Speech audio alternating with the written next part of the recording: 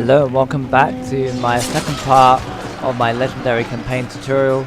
Today we're going to be talking about opening strategy and what you want to be trying to start to do in your first opening moves.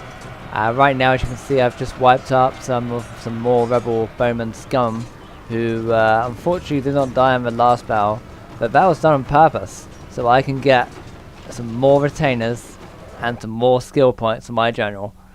As you will see, my general will rank up now. This is only really worth doing in the first turn because the skill points and experience points to level up your general only takes 2 battles for the first 2 stars anyway. So as you can see, my general's 2 stars, and so I managed to get 40% movement bonus, which is always very good to have, especially at the start, because obviously your armies will be able to move faster and for longer periods of time. And also, I actually go for +1 daimyo instead of 25% radius influence on my general, because my general's not going to be doing much fighting. At the most, he'll be doing 3 battles, 4 battles. And he's not going to be my main general because he's my daimyo. I don't want to kill him, I guess, in battle. I'm going to let my Commissioner of Warfare do most of the battling when we go onto the mainland, I guess. But that is a long way away. As you can see, I put minimum taxes. This is to ensure that my economy starts to grow. As you can see, I've got +1 for town. That will generally go up and up and up as you build better buildings for it. For example, my roads and my harbours will give me +1 as well. Food will give you +1. If you've got surplus food, you get +1. I've also gone down the research tree, all down the right. Chi, Tufaguden, I think it's pronounced, and equal fields are the main things you will be looking at, because 1, there's 5% tax for Chi. 2, there's -5% upkeep for your army for the Tufaguden. And the third one, equal fields, basically ensures to get more farming and more food, basically. So I recruit some Ashigaru, and I combine some Ashigaru so that I don't lose time or money. So that's always a good thing to do.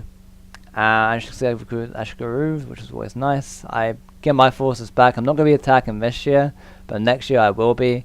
I don't want to overextend myself too early on because I might end up in a battle that I might lose. So it's always good to make sure you're well prepared. Always good to check the diplomacy screen. There wasn't really much to do anyway. I've also invested some fields, or some whatever it is, farming. As you can see, my thing has gone up by about +1, so that's good. Also, always do the construct the buildings which take the less amount of time, because then you'll feel the economic benefit.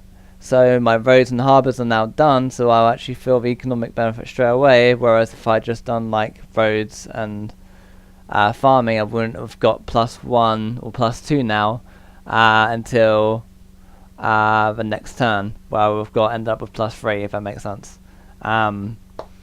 I don't know, it makes sense to me. So yeah, right now I'm just kind of looking around, making sure my economy is going well. My main plan of attack is to attack Kono or Io, which is to the northeast. I think it is the Kono as a clan and the Io as the place. I'm sure I got that right. And so you're going to see me build up some forces. I've got some bow samurai now, I believe. Yep, bow samurai, which is my most elite force I can actually train.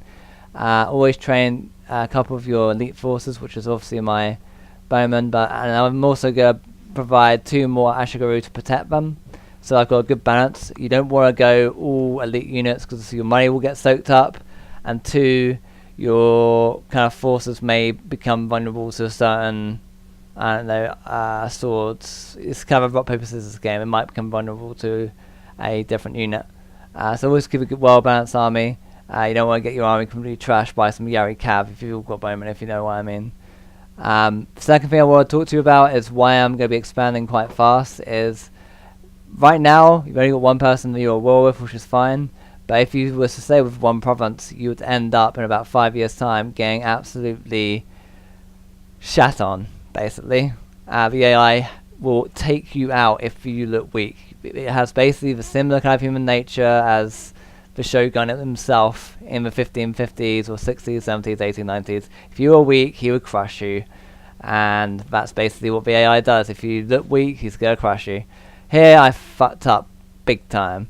I just tried to set up a ambush. I should have gone ahead and sieged it. I don't know if I would have got there, but you never know. I should have. I thought I'd be clever and see if they're going to come out and turn an ambush by the road.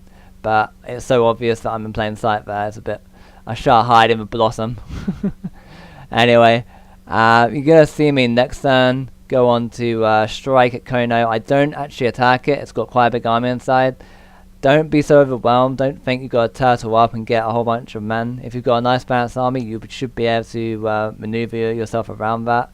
And especially if they attack you and try and break out, you'll find that defending is a lot easier than attacking, especially attacking a fort. So don't get so overwhelmed that you might get taken out. As you're going to see, is quite a big force I'm against, and they've also got walls as well. So I'm waiting for them to come at me, bro, basically.